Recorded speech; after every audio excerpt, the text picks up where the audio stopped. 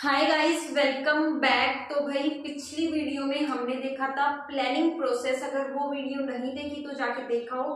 आज का टॉपिक है क्लास 12 का ऑर्गेनाइजिंग प्रोसेस। तो ये ऑर्गेनाइजिंग प्रोसेस है ना, बहुत सिंपल है। 4 स्टेप्स हैं, बस इनको समझ लो, तुम्हारा ऑर्गेनाइजिंग प्रोसेस खत्म। इससे केस स्टडीज भी बनेंगी तो तुम इजिली डिफाइन कर लोगे कि कौन सा स्टेप है, क्योंकि बहुत ईजी है। सबसे पहला जो स्टेप है वो है identification and division of work. अब इसमें होता क्या है, देखो एक बात समझो। हमने प्लानिंग में क्या देखा था कि हमने प्लान कर लिया कि हमारा क्या गोल है, हमारा क्या ऑब्जेक्टिव है, हमें क्या अचीव करना है, हमें ये पता है। अब उसको अचीव करने के लिए हमें कौन कौन से और क्या क्या काम करने पड़ेंगे वो यहाँ डिफाइन करने हैं। तो फर्स्ट जो स्टेप है ना, यही कहता है कि आइडेंटिफाई करो और डिवाइड करो काम को, कि क्या क्या काम, लिस्ट बना लो। मतलब ये काम करने हैं, मेरा गोल ये है, मुझे ये करना है। सिंपल सा फर्स्ट स्टेप यही कहता है, identification and division of work. अभी हम करते क्यों हैं, हम क्यों आइडेंटिफाई कर रहे हैं, क्यों डिवाइड कर रहे हैं वर्क को? क्योंकि हमें डुप्लीकेशन ऑफ वर्क को अवॉइड करना है। कि मतलब मान लो तुम्हारे घर में फंक्शन है, ठीक है, फॉर एग्जाम्पल मान लो एक छोटी सी पार्टी है, किसी का बर्थडे है और उसकी पार्टी हमने रखी है।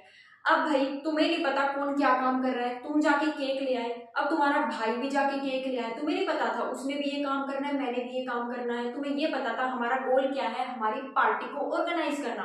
बट किसी को ये नहीं पता था काम किसने क्या करना है, तो डुप्लीकेशन हो गया ना वर्क का। अगर तुम्हें पता होता कि भाई एक काम है केक लाने का, एक काम है ये डेकोरेशन का, ये सारे काम तुमने लिस्ट कर लिए, अब डुप्लीकेशन नहीं होगी। तो सबसे मेन बड़ा जो ऑब्जेक्टिव होता है ना, तो यही होता है। उसके बाद दूसरी चीज कि काम का बर्डन एक ही पर्सन पे नहीं पड़ेगा, कि एक बंदा है कितना सब कुछ करेगा, वो डेकोरेशन करेगा, वो बाहर जाएगा क्या करेगा, या वो गेस्ट लिस्ट बनाएगा, क्या ही करेगा। तो अगर सारे मिलके करेंगे तो वो आराम से कर पाएगा सब कुछ।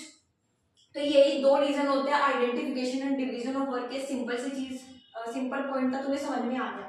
नेक्स्ट जो है वो डिपार्टमेंटलाइजेशन। अब इसमें क्या करते हैं, अब इसको ना कंफ्यूज मत करना तुम डिवीजन ऑफ वर्क से, ये अलग चीज है डिपार्टमेंटलाइजेशन। यहाँ पे तो हमने देखो लिस्ट बना ली ना वर्क की, कि भाई ये काम है, ठीक है, ये हमारे 4 काम है हमें करने हैं, ये तो इसके अंदर आ गया।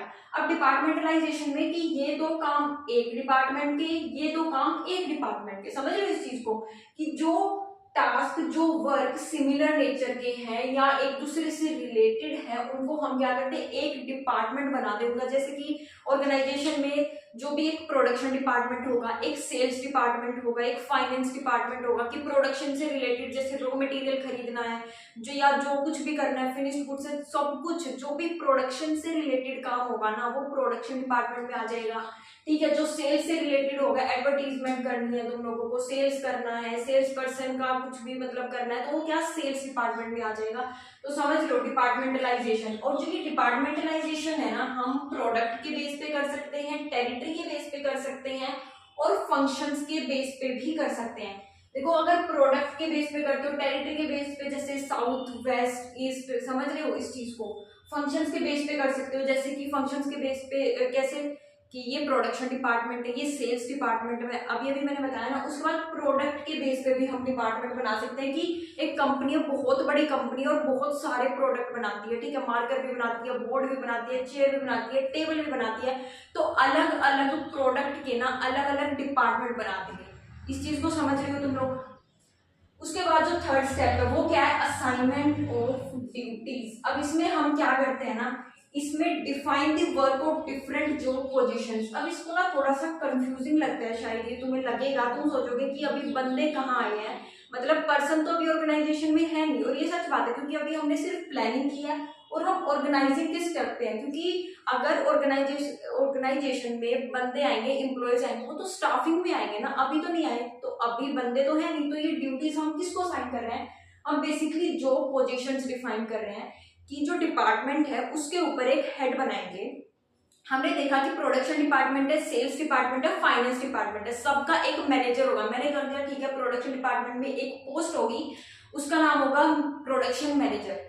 जो भी बंदा आएगा उसका क्या नाम होगा, प्रोडक्शन मैनेजर। अब उसकी ड्यूटी हमें यहाँ असाइन करनी है, कि वो क्या काम करेगा, उसकी ड्यूटी की बात कर रहे हैं। और ये जो ड्यूटीज होंगी जो हम असाइन करेंगे, वो किसके बेस पर होना चाहिए, उसके स्किल्स के और कॉम्पिटेंसीज की। वो कैपेबल है, कॉम्पिटेंट है, स्किलफुल है। समझ रहे हो इस चीज को। ड्यूटी ये नहीं है कि तुम किसी को भी कुछ भी दे दोगे, जो बंदा आएगा ना वो स्किलफुल होना चाहिए, उस बेस पे हम ड्यूटी असाइन करेंगे कि ठीक है प्रोडक्शन मैनेजर का ये काम होगा, ये एक जॉब पोजीशन होगी हमारी ऑर्गेनाइजेशन में, फाइनेंस मैनेजर की एक जॉब पोजीशन होगी हमारी ऑर्गेनाइजेशन में जो कि पूरे डिपार्टमेंट को देखेगा। ठीक है, ये भी हो गया। जो लास्ट वाला स्टेप है वो है establishing authority and reporting relationship. ये भी बहुत इंपॉर्टेंट है और इजी है कि हर इंडिविजुअल को अब पता होना चाहिए। ठीक है, तुम बंदों को ले आओगे अपनी ऑर्गेनाइजेशन में, तुमने बहुत सारे एम्प्लॉयज ले आए, अब किसको पता कि मेरा बॉस कौन है, मुझे किसे ऑर्डर देना है या किससे ऑर्डर लेना है। यही चीज हम इसके अंदर करते हैं कि हर एक इंसान को, हर एक इंडिविजुअल को पता होना चाहिए कि भाई कौन उसका बॉस है और किसका बॉस मैं हूँ। मुझे पता होना चाहिए ना कि मुझे किससे ऑर्डर लेना है और किसको देना है।